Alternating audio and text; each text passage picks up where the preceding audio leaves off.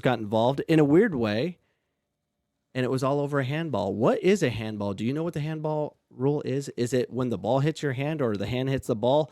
What is the rule? But this one is interesting. So this is a perfect time to do a segment on Know Your Rules. Learn your rules. You better learn your rules. If you don't, you'll be eaten in your sleep. Learn your rules. You better learn your rules. If you don't, you'll be eaten in your sleep. Learn your rules. Learn your. So learn your rules, and we'll learn some rules with you today. What's a handball? So at the GCU game against Washington, Washington was up 1-0, but GCU early on in the second half had an opportunity to score. They crossed the ball in, and a handball happened. So, Ryan, go ahead and play that video. Is this a handball or not? Challenge in ball one by Fernandez. Oh, is that a handball? No handball. Came off the foot of the defender and came up. It is a handball. Absolutely is a handball. Arm is extended. What do you think? Is that a handball? Referee, both referees were very close. Did they make the right decision of a no call? Ron, I think we have another video. Can you play the video that's zoomed in so we can take another look? That's Chris Myers on the shot. Let's take another look at this possible handball situation. That's certainly possible. I should have kept that video going because the video of it was so obvious. It's like, well, the hand was in a natural position. Is this natural? It just bounced off his arm. He kicked it into his arm. On purpose? It doesn't matter. I think that's the dumbest rule in soccer. Personally, I think that's the stupidest rule in soccer. But if that's a rule, I've learned it. He was doing the Hitler salute. Like That is not a natural position. Running. No. He flailed his foot out, extended his arm, and that's unnatural. Oh, Rick Tillmans agrees with you. It's a handball. It's a 100% handball, says Rick Tillmans. Of course it is. And the referees said play on. And this just happened to my college team on Thursday. We're playing Scottsdale Community College, and almost exact same play. No call. It was in the first 10 seconds of the game, and we should have a penalty kick right away. But these referees are scared. Get penalty kicks for that? Yes, Ryan, you get penalty kicks. So it changes the games.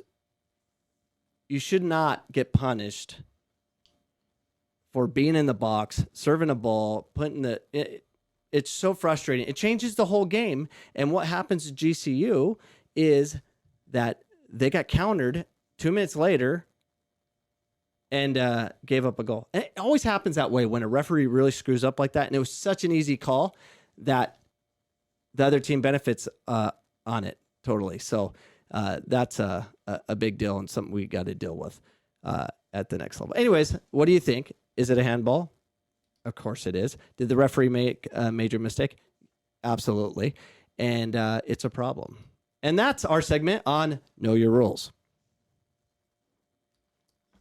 Learn your rules. You better learn your rules. If you don't, you'll be eaten in your sleep. What? Carlos says that referee was from Washington in North Carolina. Well, that explains it. That's unfortunate. What do you think, Deadpool? Why are you just staring at me? Creepy. Okay.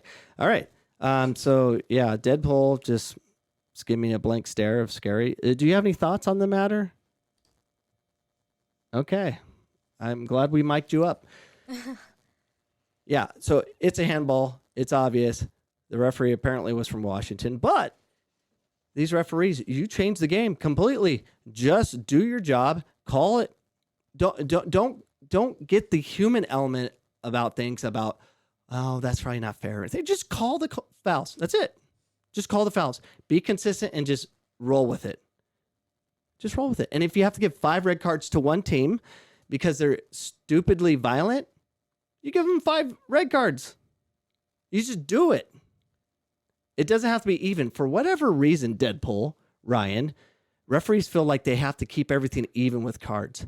Like, look at the score sheet. They had 5 yellows. They had 4. The foul count was even. It was fair. No, that's not fair. That's what I would consider. Communism. Yes, but like an example, like when you're dealing with money and dealing with concessions at Phoenix College a lot. If it's always exact, then there's concerns. How's it always perfect? And you work in retail. Is your cash register always perfect? No, we were off like 75 cents today. Yeah, it's For no always off. reason. If it's always perfect, then you're going to like, what's going on? Someone's stealing, kind of thing. Referees, same thing. It doesn't have to be, the foul count doesn't have to be even. And I know what you're doing. You're kind of like, you have one AR maybe taking, stats on how many fouls they were and the other AR doing that. And you're trying to keep it consistent so it's fair. That's not fair. There's a thing called a team that's really good, a team that's average or really bad, and it's different. The one that's in possession majority of the time will have less fouls. The team that has a pack it in and counter will probably have more fouls. It's not even. Think about it. Anyways, I'll move from there. But it did spark a something we're going to do once the world opens in Phoenix. Will it ever open? Who knows? I'm going to set up a game. I got 2 games I'm setting up at Phoenix College. I'm going to have teams come in. I'm going to do one game. We're doing the point system game, which I've promised. And then the second game we're going to do is we're going to have referees like the officials for tennis. We're going to get these huge scaffolds, one on each side. They're going to call offsides, everything from there. They call from everything and see how successful they are and get some feedback from teams. Will that work? What do you think? Do you think 2 referees versus 3 or 4, 2 referees up high with a megaphone just screaming about foul, foul on number 5, right? And they can keep stats. That'd be good too.